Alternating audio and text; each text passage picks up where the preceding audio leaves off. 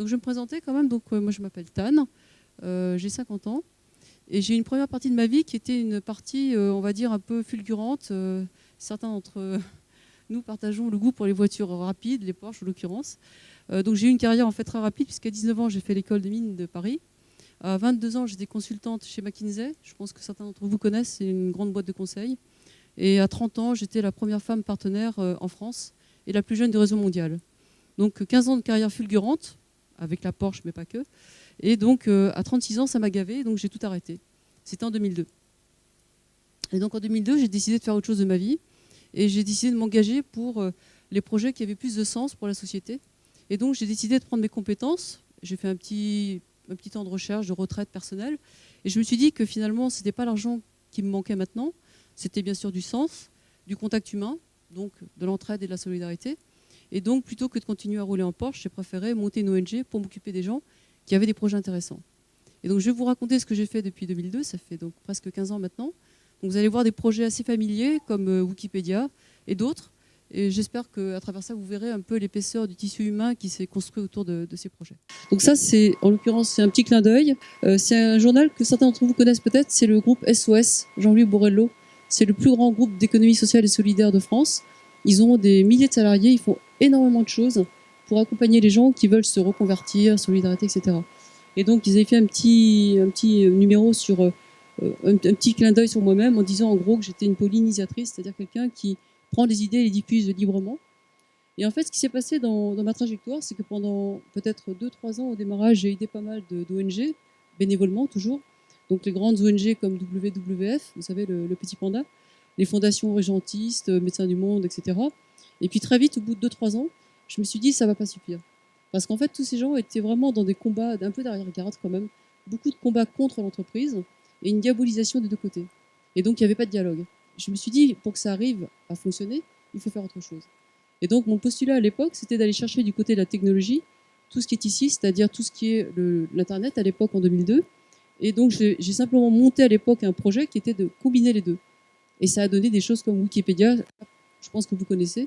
Wikipédia, qui à l'époque était un groupe d'utopistes, dont une bonne partie dormait chez moi dans le bureau, par terre, et personne ne croyait que ce projet fonctionnerait. On est parti avec 0 sous, pratiquement rien, mais c'était vraiment une utopie qui, comme vous voyez, a fini par fonctionner. Et donc c'est un petit peu cette idée que je vais développer aujourd'hui, cette idée de marier d'un côté tout ce qui est durable et qui a du sens, avec de l'autre tout ce qui est open source, donc gratuit, libre, avec la technologie de l'Internet. Et ça, c'était donc depuis 2002, donc c'était il y a presque 15 ans maintenant. Donc la première chose, c'est l'intelligence collective. Donc ça, je ne sais pas si ça vous dit quelque chose. L'intelligence collective, c'est un truc qu'on a trouvé chez les animaux. En fait, c'est l'idée que la somme est plus, enfin le tout, pardon, est plus que la somme des parties. Donc par exemple, une équipe de foot, c'est plus que les 11 joueurs. Donc c'est simplement le fait que le tout, quand vous additionnez à d'autres façons de fonctionner, il y a des espèces de choses, des règles implicites qui se mettent en place et ça donne des bons résultats. Et il se trouve que les fourmis font ça bien mieux que nous, elles font ça depuis des centaines de millions d'années. Vous voyez, dans les fourmilières, on trouve tout ça. Donc on va trouver chez elles, alors c'est des animaux individuellement extrêmement frustres, extrêmement simples, on va trouver des composts, une couveuse, une ferme. Il y a même des fourmis agricultrices qui vont traire les pucerons pour donner le miel aux enfants, etc. Donc on s'est étudié, on s'est intéressé, nous, à comment ça fonctionne ce truc-là, et est-ce que nous, les humains, on peut faire pareil. Et ce sont ces règles-là qu'on a reprises ensuite pour construire Wikipédia et d'autres projets d'intelligence dite collective. Et en fait, le principe est tout simple. Il est ici, et ça fait un peu écho au centre rebond. Ici, ce Shadok, comme vous voyez, se plante tout le temps. Mais ce qu'il dit, c'est très important, c'est qu'en essayant continuellement, on finit par réussir. Donc plus ça rate, plus on a de chances que ça marche. Et cette petite blague, en fait, c'est la ligne de base qu'utilisent les entrepreneurs de la Silicon Valley, Google étant le premier exemple de ça. Tout ce qui est Wiki, Web 2.0, c'est n'est basé que sur de l'échec en permanence. On se plante, on recommence, on se plante, on recommence. Mais la différence, c'est qu'on va très vite. Et quand on se plante, on fait très vite passer l'information aux autres. De ce fait, le système se corrige tout seul. Et fondamentalement, l'intelligence collective, ce n'est que ça. C'est un système qui se corrige tout seul à toute vitesse.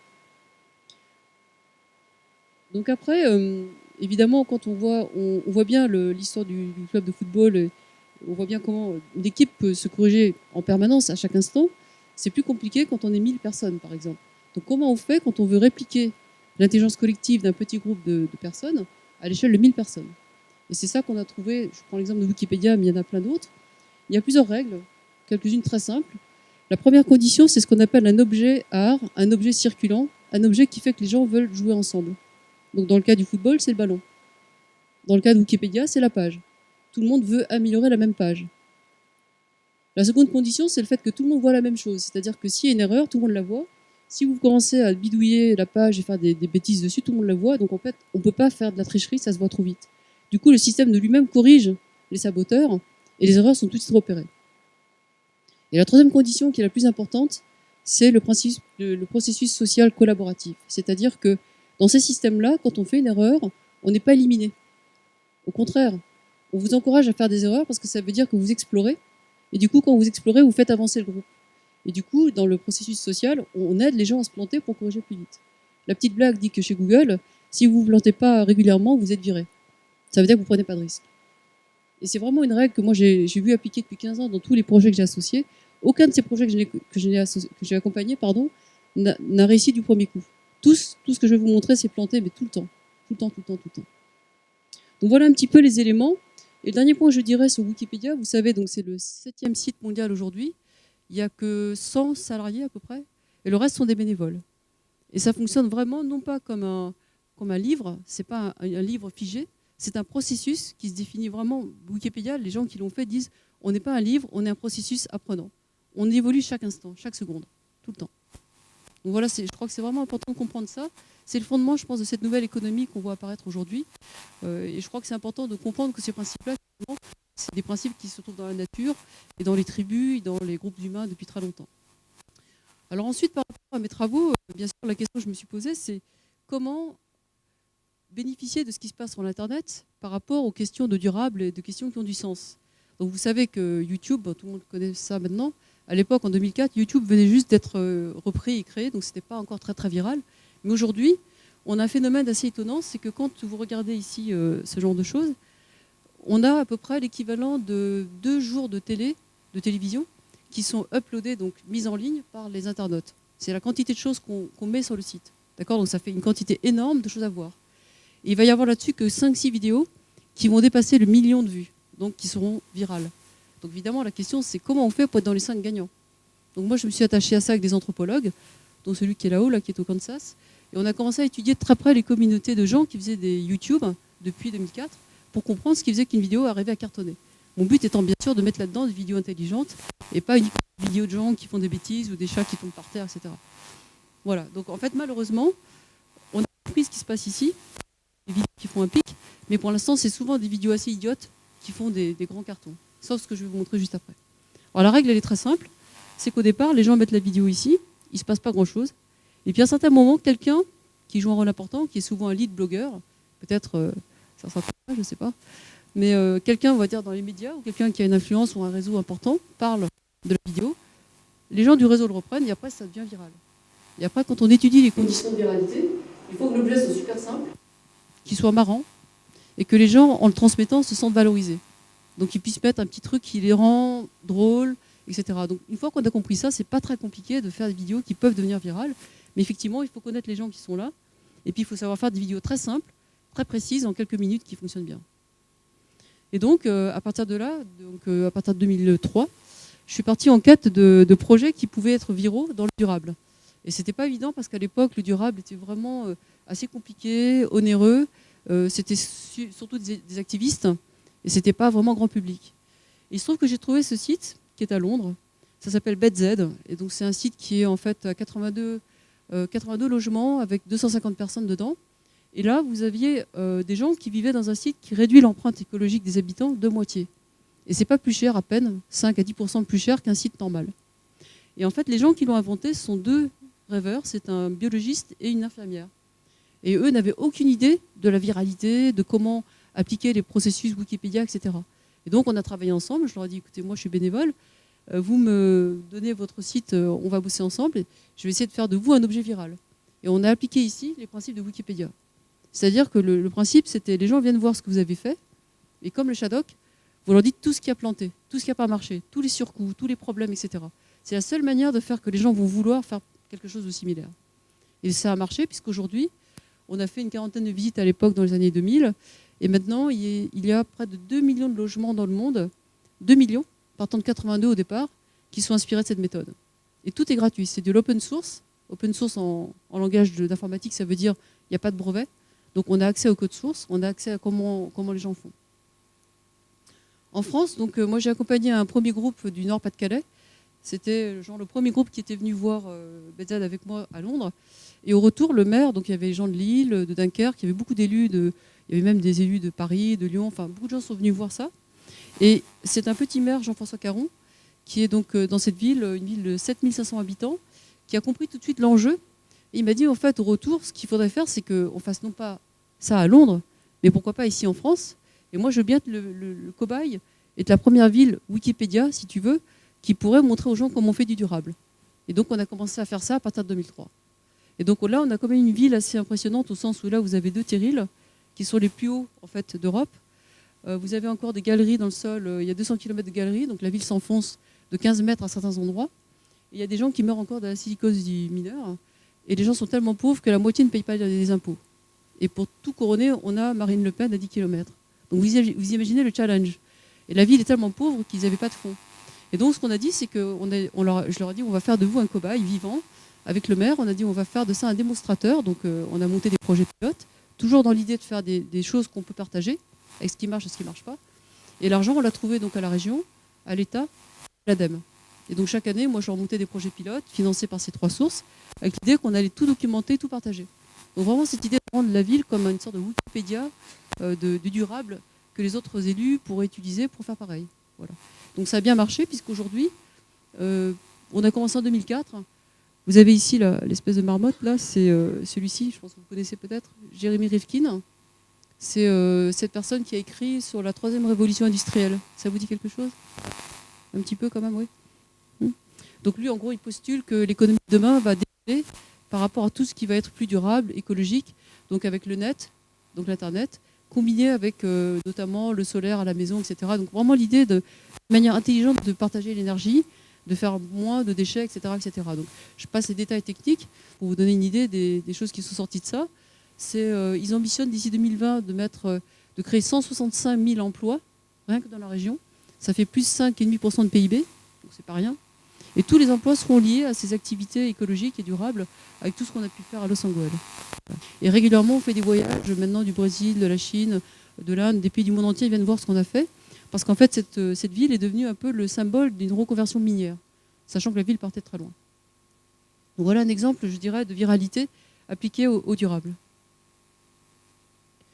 Maintenant, pour en arriver à des choses beaucoup plus proches de ce que vous pouvez vivre ici, je pense, on a, à partir de 2008, moi je dirais que de 2002 jusqu'à 2008, j'ai monté ces projets pilotes avec quand même pas mal de difficultés à avoir l'écoute des élus.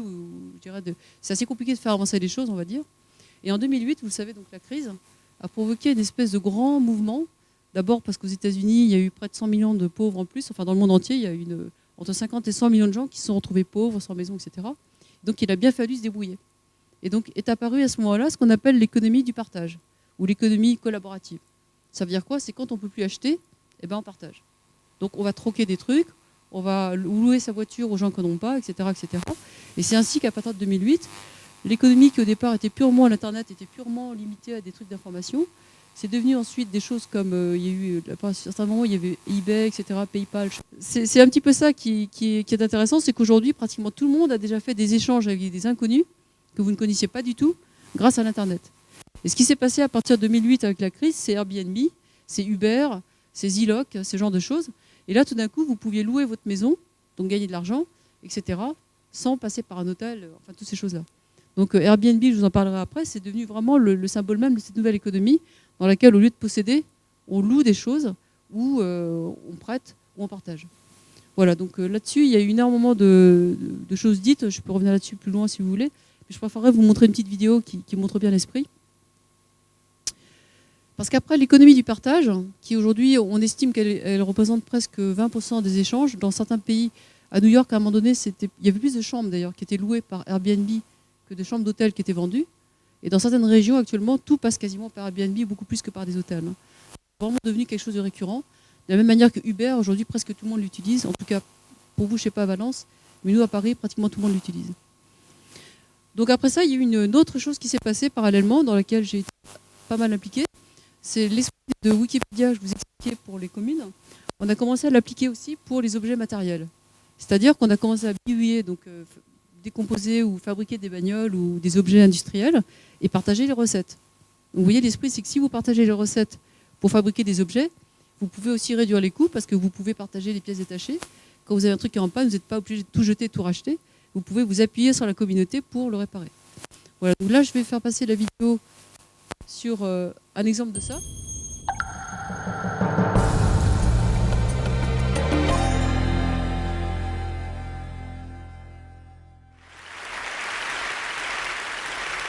Hi, my name is Marcin, farmer, technologist. I was born in Poland, now in the US. I started a group called Open Source Ecology. We've identified the 50 most important machines that we think takes for modern life to exist. Things from tractors, bread ovens, circuit makers. Then we set out to create an open source, DIY, do-it-yourself version that anyone can build and maintain at a fraction of the cost. We call this the Global Village Construction Set. So let me tell you a story. So I finished my 20s with a PhD in fusion energy, and I discovered I was useless. I had no practical skills. I mean, the world presented me with options, and I took them. I guess you can call it the consumer lifestyle. So I started a farm in Missouri and learned about the economics of farming. I bought a tractor, then it broke. I paid to get it repaired, then it broke again.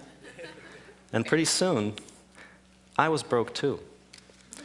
I realized that the truly appropriate low-cost tools that I needed to start a sustainable farm and settlement just didn't exist yet. I needed tools that were robust, modular, highly efficient and optimized, low-cost, made from local and recycled materials that would last a lifetime, not designed for obsolescence. I found that I would have to build them myself. So I did just that. And I tested them. And I found that industrial productivity can be achieved on a small scale. So then I published the 3D designs, schematics, instructional videos, and budgets on a wiki. Then contributors from all over the world began showing up, prototyping new machines during dedicated project visits. So far, we have prototyped 8 of the 50 machines, and now the project is beginning to grow on its own. We know that open source has succeeded with tools for managing knowledge and creativity, and the same is starting to happen with hardware too. We're focusing on hardware because it is hardware that can change people's lives in such tangible material ways. If we can lower the barriers to farming, building, manufacturing, then we can unleash just massive amounts of human potential. That's not only in the developing world. Our tools are being made for the American farmer, builder, entrepreneur, maker. We've seen lots of excitement from these people who can now start a construction business, parts manufacturing, organic CSA, or just selling power back to the grid. Our goal is a repository of published designs so clear, so complete that a single burned DVD is effectively a civilization starter kit. I've planted 100 trees in a day. I've pressed 5,000 bricks in one day from the dirt beneath my feet and built a tractor in 6 days. From what I've seen, this is only the beginning. If this idea is truly sound, then the implications are significant. A greater distribution of the means of production, environmentally sound supply chains, and a newly relevant DIY maker culture can hope to transcend artificial scarcity. We're exploring the limits of what we all can do to make a better world with open hardware technology. Thank you.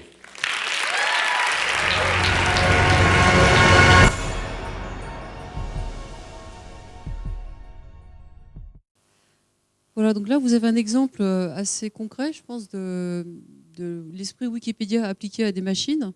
Et ce qui est intéressant, c'est que ce projet avait été fait en 2009, enfin le TED, pardon.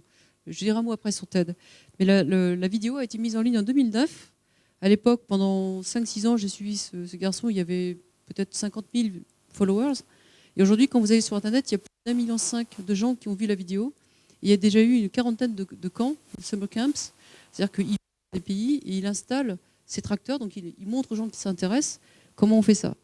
Et donc ça donne des résultats assez impressionnants parce que les communautés ont grandi de plus en plus vite et entre elles, de manière de l'intelligence collective, elles échangent des recettes et du coup, la croissance du truc est virale. Voilà, donc ça c'est un exemple. Et depuis, Marcin a commencé à attaquer aussi dans les pièces ici. Il a attaqué le four à pain, il a attaqué à d'autres éléments, donc il en a fait une trentaine maintenant. Et donc c'est vraiment une logique dans laquelle on voit beaucoup de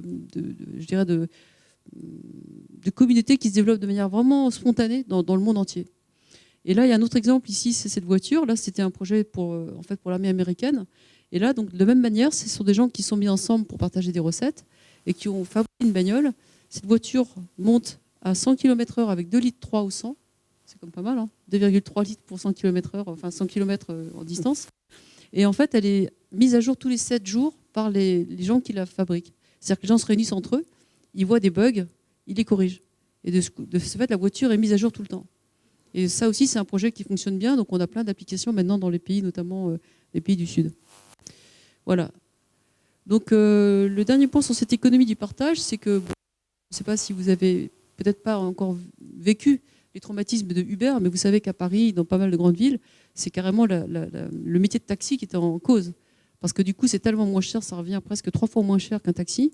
Donc, les gens, maintenant, de plus en plus, utilisent ça, juste parce qu'avec le smartphone, on peut trouver un Uber à proximité sans avoir payé des licences, etc. Et aujourd'hui, Uber vaut 40 milliards de dollars, ça veut dire autant que Air Liquide, en moins de 2 ans de temps.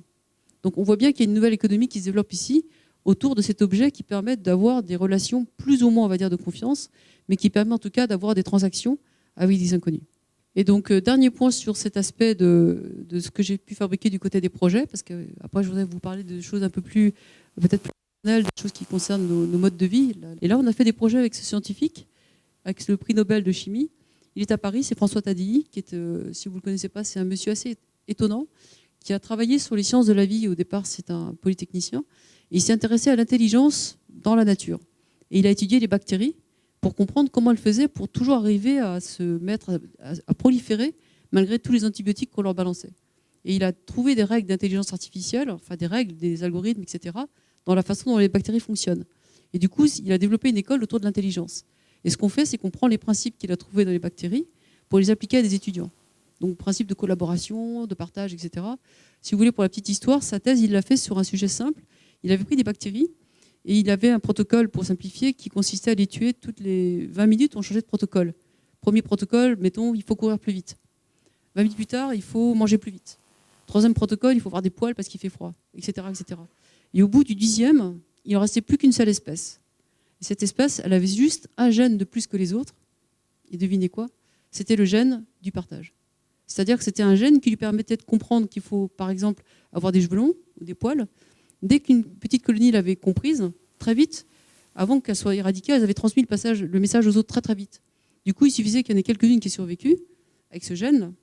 Et quand le coup d'après, il fallait, par exemple, manger plus vite, la bactérie qui avait trouvé le truc le filait tout de suite à ses copines.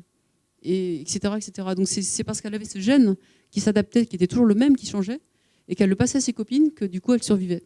Donc c'était la démonstration que l'intelligence collective est liée à cette capacité de communiquer très vite, quel que soit le protocole, et également de s'adapter en fonction d'un environnement changeant.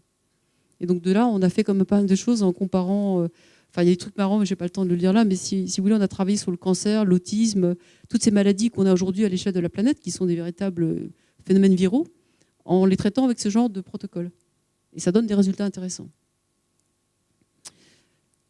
Ouais, je vous le dis quand même, un truc que j'ai trouvé très intéressant, c'est ça, par exemple. Un des étudiants avec lesquels on a travaillé, donc, moi j'appelle ça bidouiller ou hacker. Si vous voulez, hacker, c'est quand on bricole un objet pour le détourner. Ici, une lentille optique qui coûte 12 ou 15 euros, je ne sais plus.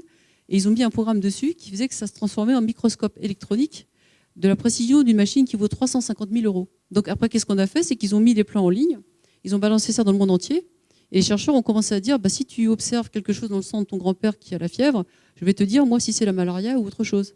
Parce qu'on pouvait, avec ça, du coup, faire des photographies agrandies de ce qu'on voyait dans le sang du grand-père. Donc on a fait plein de choses comme ça. On a fait ça pour l'autisme. On a aujourd'hui des protocoles dans lesquels on arrive à faire parler les parents avec les enfants, identifier le battement de cils ou ce genre d'informations qui voulait dire que l'enfant est en train de perdre contrôle, etc., etc. Tout ça avec du bidouillage, de machines simples comme ça. On en est au début, hein, j'ai commencé en 2012 avec eux. Et là, on vient d'avoir un gros financement de la Fondation Bettencourt pour 100 millions d'euros, je crois, pour 5 ans. Donc le centre est en train de prendre une certaine ampleur avec bien sûr une collaboration à l'étranger, donc Harvard, MIT, Boston, etc. Et moi-même, bon, je me suis amusée, mais ça je passe rapidement, c'est pas très important. Je l'ai fait au Vietnam aussi, parce que c'est mon pays d'origine, mais je le connaissais pas du tout. Et ça m'a amusé de pouvoir travailler à l'échelle d'un pays entier pour aller plus vite directement dans l'économie du partage. Donc ça, c'est toute une série de projets qu'on a fait directement en prenant les jeunes qui sortaient de l'école, en passant directement à l'étape économie collaborative. Donc on met les jeunes à bosser sur les applications smartphone pour faire moins de déchets, partager plus de choses, etc. etc. Donc voilà, donc ça c'est rapidement.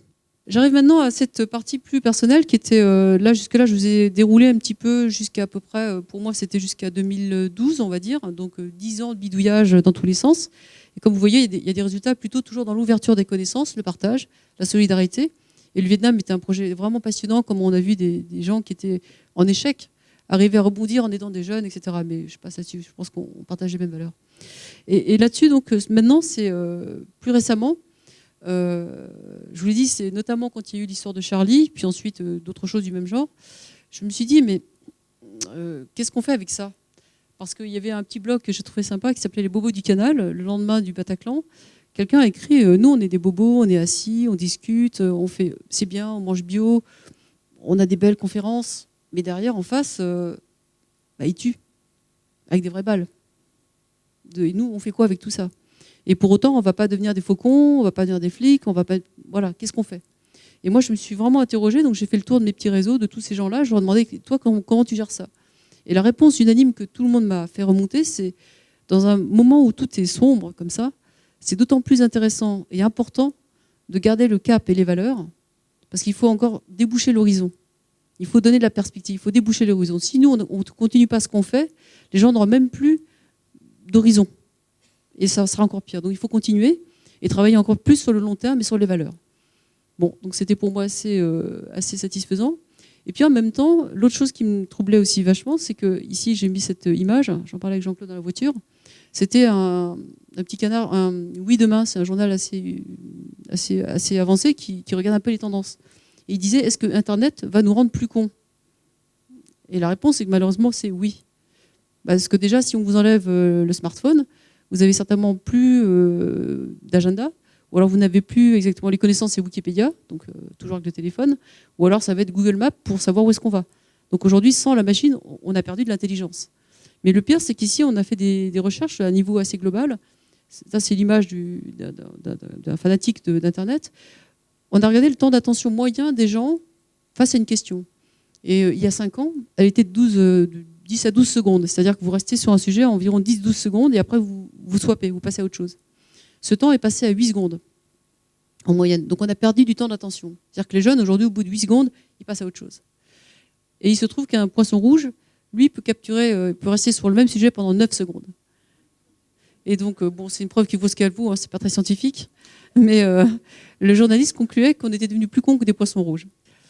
Mais cela dit, moi j'étais en Thaïlande parce que dans les interrogations que j'ai, pour être honnête, je dois vous avouer que je passe quand même pas mal de mon temps, puisque je suis bénévole, je passe presque 3 à 6 mois de mon temps à faire autre chose, donc de l'apnée profonde, c'est-à-dire le grand bleu, vous savez, au fond d'une 40 mètres, ou alors dans le trekking là-haut dans les montagnes, entre 3000 et 5000 mètres. Et donc là, j'étais à ce moment-là en Thaïlande en train de faire de l'apnée, et là, j'ai pris ici une photo, on ne le voit pas, c'est le Burkini, si vous voulez, le Burkini en avance. C'était en novembre, c'est des filles qui étaient voilées, entièrement voilées, avec un selfie dans l'eau. On ne le voit pas bien, mais si on l'agrandissait, on verrait, elles sont totalement voilées, et elles ont un selfie avec le bâton, elles sont en train de se prendre en photo. Et là, je me suis dit, il y a quand même quelque chose de bizarre. Donc là, on se dit quand même, il y a un truc bizarre, il y a quelque chose qui ne va pas, quoi. Donc moi, partant de là, je me suis dit, il faut que maintenant que j'attaque autre chose, il faut que je trouve quelque chose qui me semble plus cohérent par rapport à ça et par rapport à moi-même. Par rapport au fait que je fais de l'apnée, que je glandouille, que je me fais plaisir, mais il faut trouver un lien dans tout ça. En tout cas, moi, j'en avais besoin. Donc pareil, je vous partage mes explorations, pas des réponses, ni surtout des affirmations. Hein, c'est ce que j'ai vécu. Et donc, premier point quand même, c'est que je me suis dit, il y a une bonne nouvelle quelque part, c'est l'histoire du pétrole. Vous savez que le pétrole, c'est un petit peu la cause à la fois de notre société meilleure, mais aussi de nos problèmes. Donc ça fait depuis 200 ans, 1850, qu'on a découvert l'or noir. Et depuis, si vous regardez, on a eu comme pas mal de crises liées au pétrole, mais on sait aujourd'hui qu'il y a une raréfaction et qu'à certains moments, on va avoir des problèmes. Ce que vous ne savez peut-être pas, c'est quand on fait un calcul de l'utilisation qu'on fait du pétrole et qu'on convertit toute l'énergie, on va dire le pétrole qu'on utilise pour les voitures, les ascenseurs, les centrales, etc. Vous additionnez ça avec l'énergie qu'on utilise pour, je sais pas moi, faire des sacs en plastique et tout ça. On arrive au final à l'équivalent de 100 esclaves qui vous poussent toute la journée, par jour, chaque personne. C'est comme si moi j'avais 100 esclaves et chacun de vous 100 esclaves. Si on est 100 aujourd'hui, on aurait donc 1000 personnes derrière nous, enfin 10 000, pardon, 10 000, derrière nous en train d'attendre pour nous pousser. Vous voyez, le calcul est très simple. Vous prenez les kilowatts que représente le fait de porter une charge avec vos jambes ou avec un vélo et vous mettez l'équivalent avec le pétrole. C'est comme ça qu'on a fait le calcul. Et le chiffre est pire aujourd'hui. Ça veut dire que si on n'a plus de pétrole, tout ça, il va falloir le remplacer par de l'énergie personnelle. Donc pour ceux qui font de la marche ou du trek, moi je le fais régulièrement parce que j'ai besoin de ce contact personnel, tout d'un coup ne plus avoir l'électricité, ne plus avoir la voiture, c'est pas si simple. Il y a beaucoup d'enfants qui pensent que l'électricité sort du mur. Et que les poubelles, c'est quand on met ça dehors, c'est fini. Et ils ne se rendent pas compte de tout ce qu'il y a derrière. Et c'est quand vous repartez marcher dans des conditions où il n'y a rien que vous vous rendez compte que la vie n'est pas si simple. L'eau chaude, le recharger l'iPhone, etc., etc. Voilà, donc simplement, c'est pour vous dire qu'aujourd'hui, on a vraiment, je pense, on est en train d'atteindre une limite. L'autre indicateur qui vient de tous mes travaux avec les scientifiques, c'est la partie maladie-civilisation. C'est-à-dire liée à l'environnement, ce qu'on mange. Apparemment, ici, c'est une région qui est très avancée dans le bio. Vous avez peut-être moins de problèmes du coup que d'autres régions de France. Il n'empêche qu'aujourd'hui, une grande partie des maladies qu'on a sont liées à ce qu'on mange, à la malbouffe. Donc ça, vous êtes au courant de toutes les choses.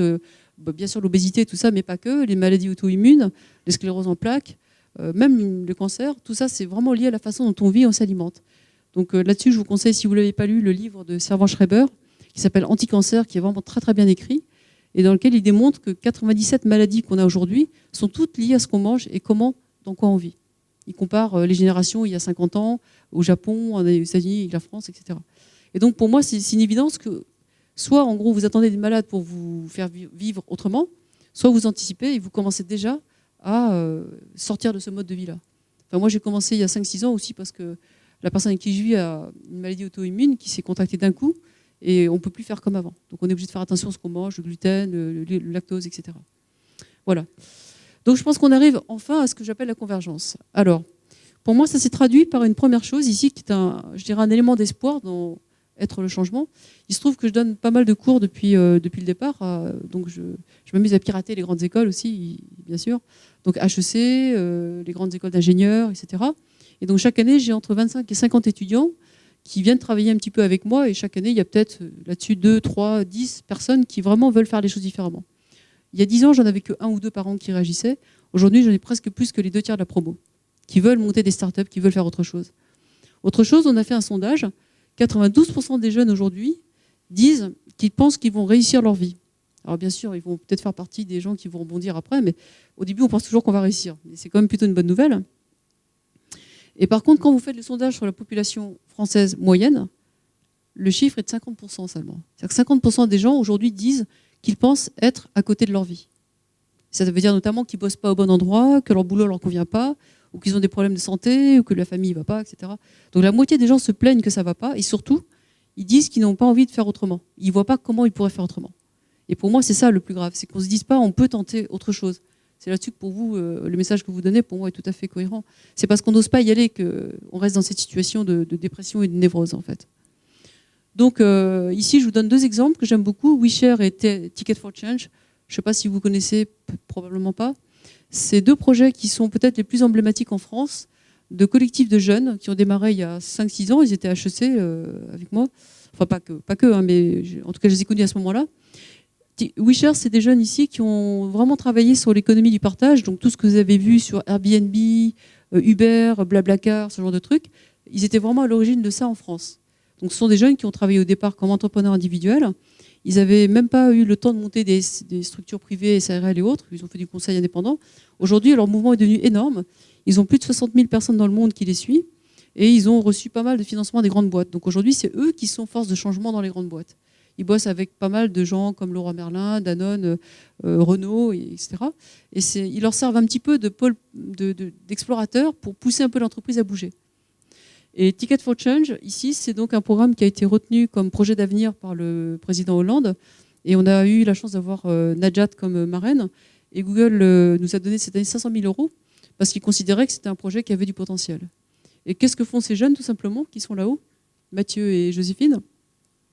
Ils se sont dit, plutôt que de faire une start-up que pour ma pomme, je vais aider les autres à faire des start-up. Donc ils ont levé de l'argent pour être des gens qui vont aider les autres à faire des start-up.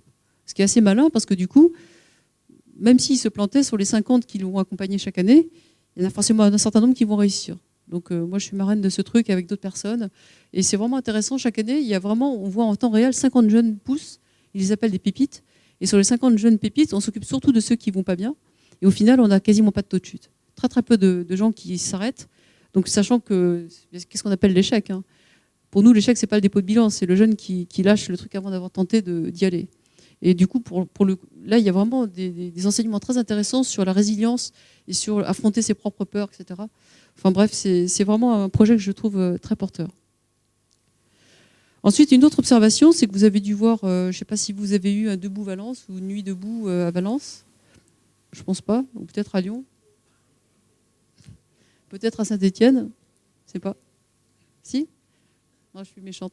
Mais en fait, c'est parce que moi, j'ai eu beaucoup de difficultés à comprendre ce qu'il fallait en penser. En réalité, au début, il y a des gens qui me disaient « mais non, on n'a pas le droit d'occuper la place de la République comme ça ».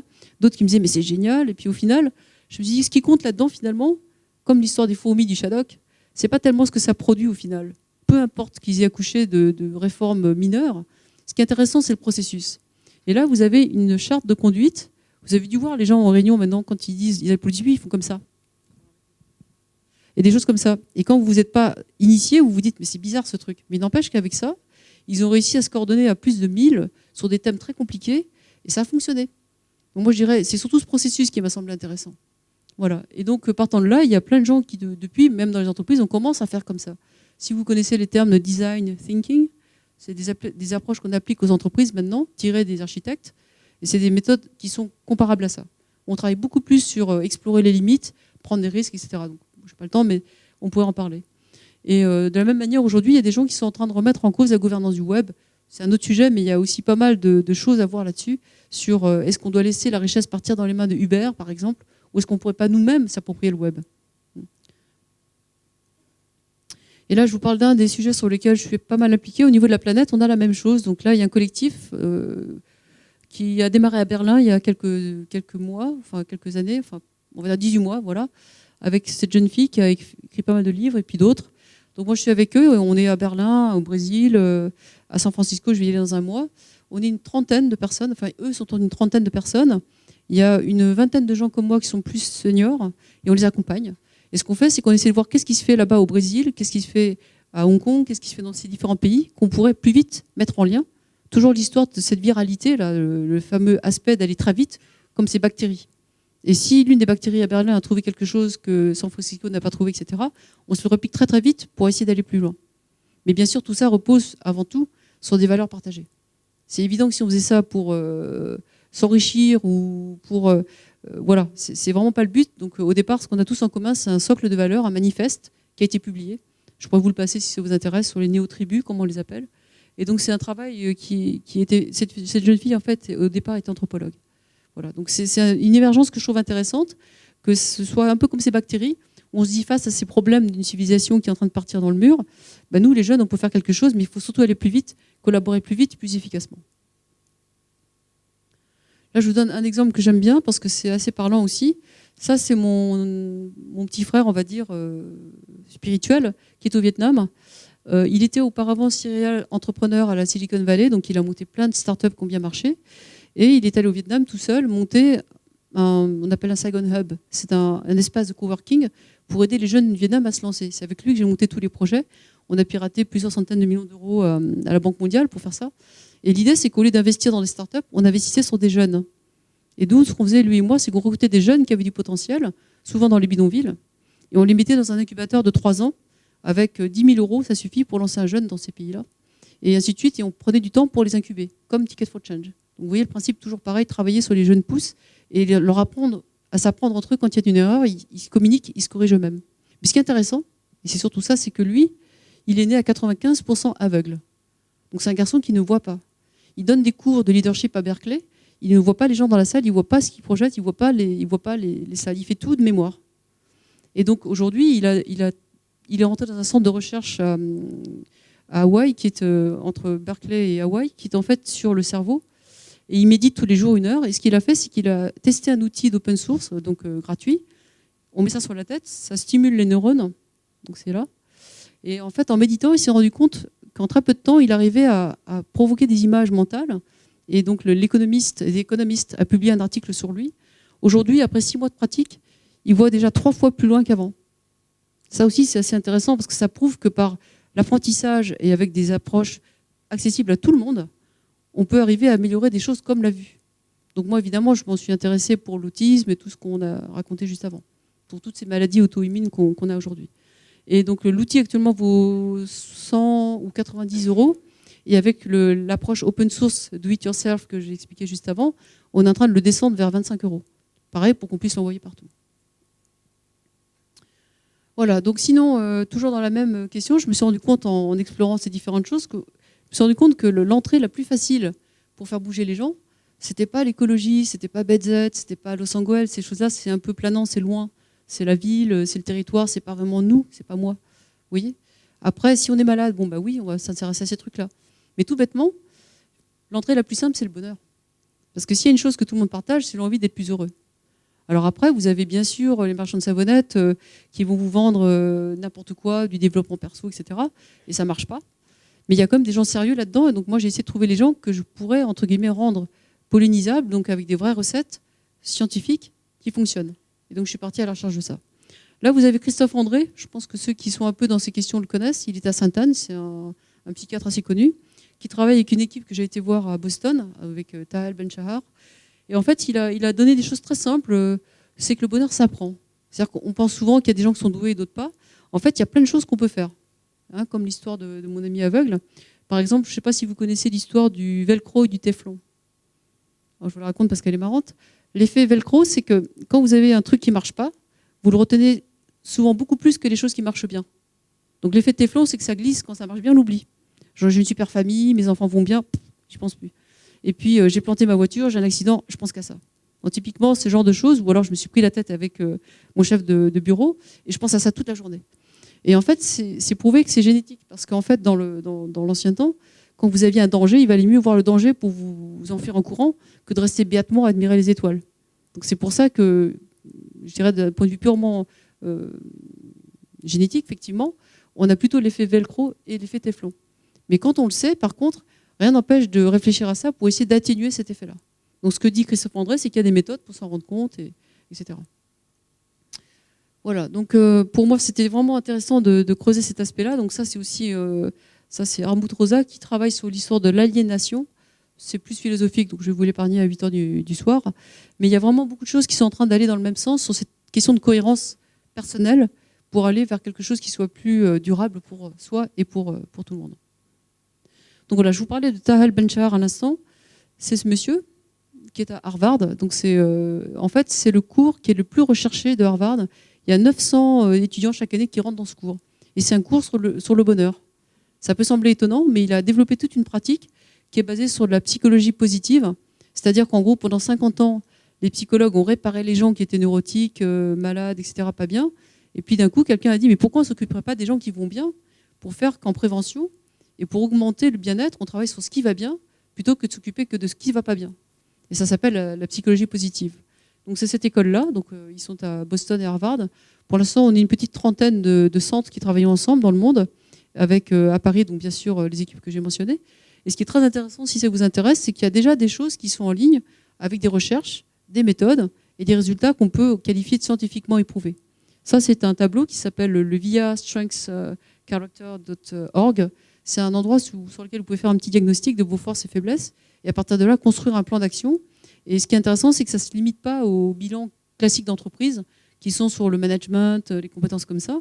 Ça inclut beaucoup plus de choses qui vont sur la sagesse, le courage, des choses comme ça, qui me semblent beaucoup plus fondamentales en réalité pour avoir une résilience et un effet, je dirais, notamment dans l'entreprise, mais pas que. Donc si ça vous intéresse, c'est un truc qui existe en ligne. Il y a donc 24 forces et le diagnostic vous dit en un quart d'heure où vous vous situez sur quels éléments. Et donc c'est vraiment, moi je l'ai fait, moi-même j'étais assez étonnée de voir certaines choses. Par exemple que j'étais pas bonne en leadership, je pensais que j'étais, mais j'étais pas bonne du tout.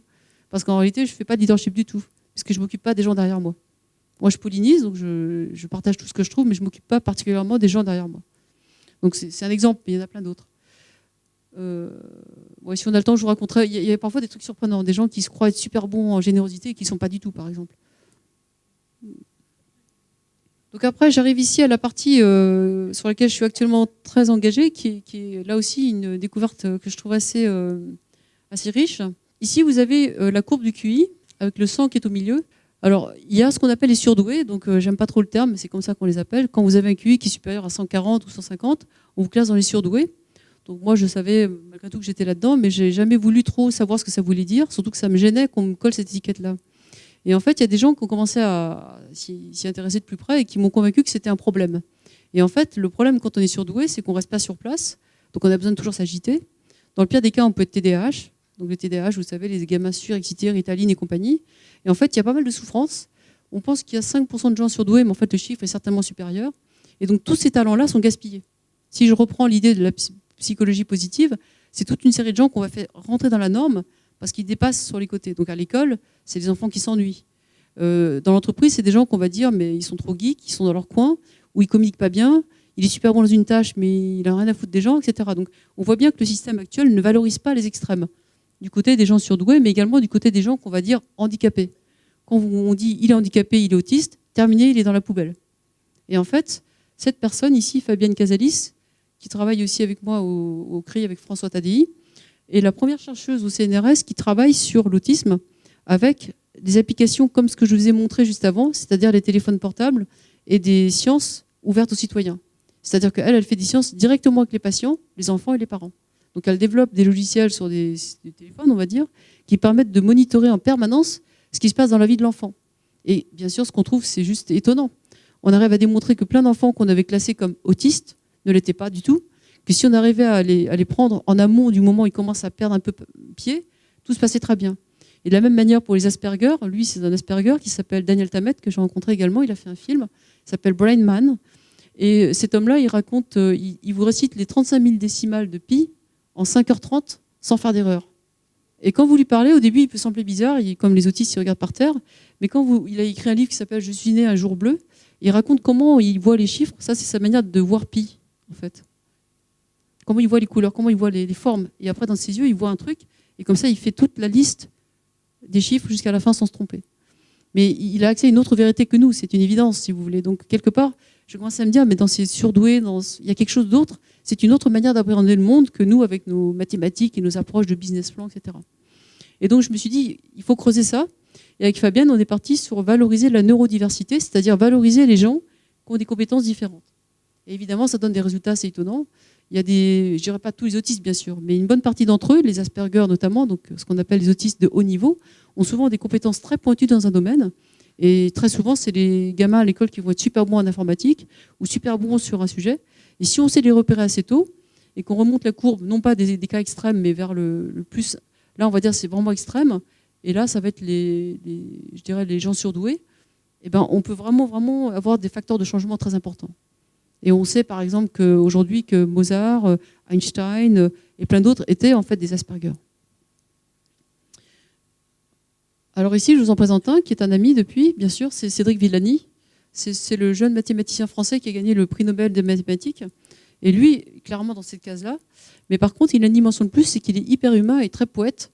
Il fait des interviews vraiment remarquables sur, je dirais, la beauté du monde, les mathématiques vulgarisées, etc. Et là, on prépare avec lui une grosse opération à la Maison des Métallos en octobre prochain. Pendant 10 jours, on va prendre 300 enfants handicapés, autistes lourds, polyhandicapés, avec le CESAP, l'OSE, donc c'est des grandes maisons où il y a 1500 salariés et beaucoup de gens qui sont mobilisés sur l'opération. Et là, on a des enfants, on les fait jouer sur cette machine à musique, qui est une machine assez étonnante, qui produit des sons. Et on a réussi comme ça à soigner des enfants sans leur faire prendre le moins de médicaments. Voilà. Et c'est ce monsieur, Patrice Moulet, qui est dans les ateliers de la Défense, qui a fabriqué l'objet. Et donc, on a fait un concert il y a 2 ans au château de Vincennes, qui a touché plein de gens. Donc maintenant, ça se produit à Tokyo, Amsterdam, dans pas mal de pays. Et avec Cédric, on est parti pour essayer de trouver des sous pour pouvoir reproduire cette machine qui s'appelle l'Omni. L'Omni pour objet musical non identifié. de manière à ce que les gens puissent jouer avec ça. Mais c'est un petit peu les portes ouvertes, je dirais, à l'art-thérapie. C'est vraiment la manière de donner aux gens la possibilité de s'épanouir autrement qu'en passant par le conservatoire. Voilà, donc ici vous voyez le genre de choses qu'on fait avec Fabienne et avec lui. Donc ça, c'est le truc qui aura lieu en octobre. Ici, c'est un chercheur qui est à Liège, qui est neuroscientifique. C'est le seul dans le monde actuellement qui travaille sur les gens qui sont ce qu'on appelle locked-in, c'est-à-dire les gens qui ont eu une AVC, qui sont totalement impossibles, ils n'arrivent plus à bouger. Mais la question, c'est qu'on ne sait pas s'ils sont encore conscients ou pas. Donc, est-ce qu'on les débranche, est-ce qu'on ne les débranche pas, hein, donc c'était compliqué. Il y a eu un film, il y a un livre qui s'appelle Le scaphandre et le papillon, qui parle de ça. Et donc, ce monsieur a développé quelque chose d'assez étonnant. Il a réussi à faire avec les nouvelles IRM fonctionnelles, qui sont beaucoup plus pointues que celles d'avant, il arrive à repérer si le cerveau s'agite quand on montre des images avec, par exemple, vous savez, les neurones miroirs. Si je vous montre un jeu de tennis, vous avez la même chose qui se passe dans votre tête, comme si vous jouiez vous aussi au tennis. Et la machine qu'il a détecte ça. Donc si vous montrez à quelqu'un qui ne bouge pas du tout, vous montrez les images et vous voyez que dans sa tête ça s'allume là, ça veut dire qu'il est conscient. Et c'est énorme. Il a même réussi à faire des questionnaires à ses patients, de gens qui étaient immobilisés depuis des années, en leur demandant est-ce que vous êtes heureux ou est-ce que vous voulez mourir. Et en fait, la plupart des gens disaient mais je suis très heureux, je ne veux pas mourir. Et c'est comme s'ils étaient en méditation, ils disaient moi je suis plus heureux maintenant qu'avant. C'est absolument stupéfiant. Et donc ce monsieur, qui est donc un monsieur assez étonnant, il a écrit un livre qui s'appelle « Un si brillant cerveau ». Ceux que ça intéresse, je vous le conseille, il est vraiment bien vulgarisé aussi, c'est vraiment très intéressant. Il s'intéresse aussi au cas de Near Death Experience, expérience de mort imminente. Il s'intéresse à tous les cas où le cerveau est dans un état second. Et donc bien sûr, je lui ai proposé de travailler sur les états d'hypnose, les états comme mon copain aveugle qui travaille sur ses neurones. Et là, on fait un protocole de recherche avec des gens comme lui, Guillaume Néry, c'est un apnéiste. Donc c'est un de mes sports préférés, comme je vous l'ai dit. Et donc quand on descend, nous, en apnée à 30 ou 40 mètres déjà, on a le cerveau qui se modifie, puisqu'on n'a plus d'air dans le corps. Hein. Donc on est à l'état quasi du terrain, il n'y a plus d'air dans le corps, et le cerveau change d'état. Et ça, on peut le voir aujourd'hui, quand on regarde un petit peu les films, on le voit de manière assez grossière. Mais on a fait des expériences en labo, ici c'est Guillaume, mon ami Guillaume, qui est rentré dans une hypnose de 7 minutes, et on voit dans son cerveau la même chose que quand mon ami méditait, etc., etc. Donc vous voyez, ce que je suis en train de vous dire, c'est que pour essayer de comprendre ce qu'on pouvait faire avec la science, on est en train de regarder ce qu'on peut faire avec des choses simples comme la méditation, l'hypnose, des choses qui nous font du bien, et on essaie de prouver scientifiquement que ça a un impact sur le cerveau. Et donc, aussi bien pour les autistes que les Asperger, que pour nous-mêmes, dans l'idée de la psychologie positive. Et donc l'étape suivante, ça sera de démontrer que quand on est en état de flux, l'état de flux, c'est un état qui correspond à quand vous faites une activité que vous adorez, vous êtes complètement immergé, vous ne voyez plus le temps qui passe. Ça vous arrive quand vous faites de la peinture, du dessin, enfin un truc que vous aimez. Et moi, je sais aujourd'hui, pour moi, je le sais, et les autres me le confirment, qu'on a un état dans le cerveau qui est proche de cet état-là. Et ce que je trouverais intéressant, ça sera de le démontrer de manière beaucoup plus systématique, parce qu'à ce moment-là, ça serait mieux que de filer des pilules aux gens, de Prozac, etc. Voilà, donc pour terminer, j'avais juste repris le thème de la conférence qui s'appelait... qu'est-ce qu'on avait dit ? Voilà, convenir acteur du monde à venir étant écrit en un seul mot comme l'avenir. Hein. Et en fait, c'est quelque chose que je n'ai pas inventé. Le monde est à venir, le futur est à venir, c'est donc ces gens-là qui l'ont inventé. Le futur est à venir, c'est une équipe de jeunes, l'Institut du futur souhaitable ici. Ce sont des gens qui sont vraiment très dans cet esprit de changer le monde par le bien, etc. Donc c'est des prospectivistes, des économistes, enfin des gens assez généreux. Et donc ici, ils ont fait un petit chemin dans lequel on emmène des voyageurs sur 6 mois. Et donc chaque étape correspond à un séminaire, enfin une journée de colloque. Et on déroule l'ensemble des éléments du trajet jusqu'à comment on peut imaginer un monde à venir qui soit meilleur. Donc après, dans chacune de ces étapes, il y a des gens très connus qui viennent parler. Moi, j'interviens ici vers la fin, sur les trucs à la fin ici. Et là, donc, je disais à Jean-Claude, aujourd'hui, on a eu 300 personnes qui sont venues là-dedans, mais ça va être des gens comme, par exemple, le patron du iLab, donc le laboratoire d'idées de Air Liquide, ou l'ex-patronne des documentaires de Canal+, des gens qui sont à bon niveau et qui veulent commencer à changer le monde et qui cherchent des idées d'inspiration. Et donc, en faisant ce parcours-là avec d'autres voyageurs, ils sont 25 chaque année, et ben, ils partagent entre eux, ils voyagent ensemble, et nous, on vient simplement partager des idées que eux reprennent à leur sauce pour faire comme les bactéries, ensuite l'appliquer dans leur domaine et partager avec les autres. Et donc, aujourd'hui, on a 300 personnes qui ont fait le voyage et ça crée plein de connexions inattendues. Par exemple, je vous donne quelques images. Lui, là, c'est Tariq Shekchak. Bon, le nom ne vous dira rien, mais c'est le directeur adjoint de la Fondation Cousteau. Et en ce moment, ils montent des explorations avec des bateaux qui vont au pôle Nord, pas juste pour filmer des baleines, mais maintenant pour faire des explorations sur le carottage culturel, de la banquise, pour voir où en est l'état de la fonte des glaces. Donc on a plein de choses qui se passent maintenant, de gens qui collaborent dans tous les sens. Donc Cynthia Fleury, c'est une philosophe qui est assez connue, Vivray aussi, je pense que vous devez le connaître, etc. Donc on en a plein comme ça qui sont passés par ce truc-là. Voilà. Et donc pour terminer, je m'étais quand même dit que, puisque je vous ai fait un peu suivre mon petit trajet, depuis les projets de Betzel, Londres, etc., jusqu'à cette partie plus, à quoi je sers, comment je fais quelque chose, etc., on pourrait se demander pourquoi est-ce que je fais tout ça finalement. Et je crois que c'est quand même important de le dire. Je n'avais pas la baguette magique, donc moi j'ai 50 ans, mais quand j'ai commencé à McKinsey à 20 ans, 21 ans on va dire, évidemment j'avais une vie de folle. Donc si vous voulez, pour moi, la vraie réponse, c'est que j'ai probablement ce problème de holic, c'est-à-dire workaholic, sportaholic, puisque je fais du sport de compète, mannequin, etc. Bon, tous ces trucs-là, ça prouve bien que, enfin pour moi, la réponse aujourd'hui, c'est que je ne pense pas pouvoir répondre honnêtement à la question qu'est-ce qu'on peut faire pour être acteur du changement si on ne commence pas à trouver une cohérence entre ce qui nous fait du bien à nous, à moi personnellement, et à ce que je peux donner aux autres. Donc pendant tout ce temps-là, pendant 15 ans, j'ai couru autour des projets, en faisant plein de choses, mais je n'étais pas satisfaite.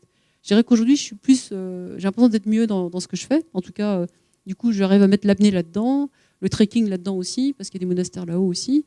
Là, je viens d'une retraite, je viens de passer 2 jours dans un monastère à faire une retraite pendant 17 heures par jour, vous êtes assis sur un coussin, vous ne bougez pas. Bon, ça peut sembler bizarre, mais pour moi, ça a du sens. L'ensemble est cohérent. Voilà.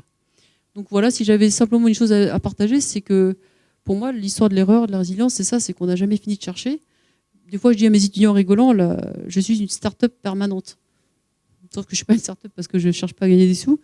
Mais je crois que c'est un petit peu ça, pour moi, la réponse. Être acteur du changement, c'est au final, c'est comme trouver la cohérence entre ce qu'on est, ce qu'on fait, et ce qui fait du sens peut-être pour ce qui est dehors.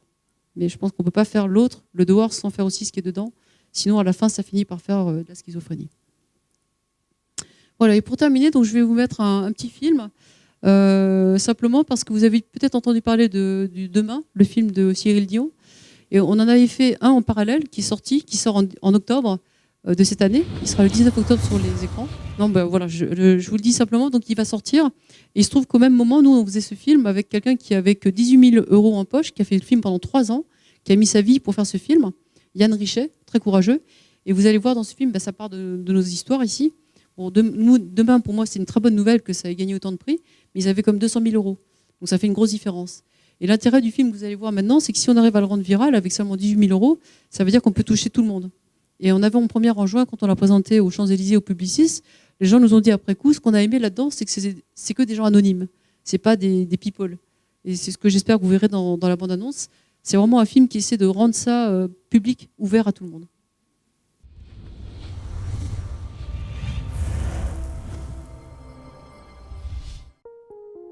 L'ancien monde.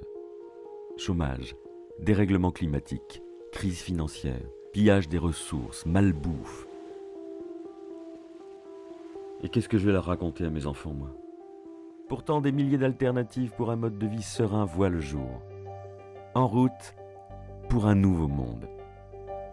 L'enjeu, c'est d'apprendre aux gens à apprendre. Donc c'est de donner aux gens les moyens d'avoir accès à leur intelligence et à la connaissance. La liberté donnée à chacun de s'approprier l'énergie, l'écologie, l'économie, la production de biens communs par la collaboration, l'intelligence collective et l'engagement citoyen.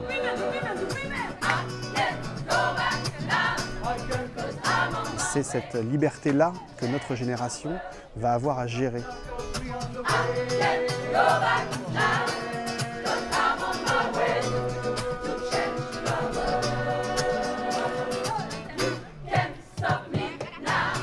It's not enough to have the technology and an economic plan.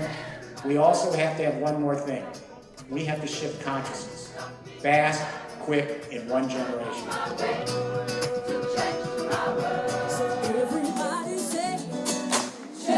Du local au global, un road movie résolument optimiste à la découverte de solutions vers un nouveau monde.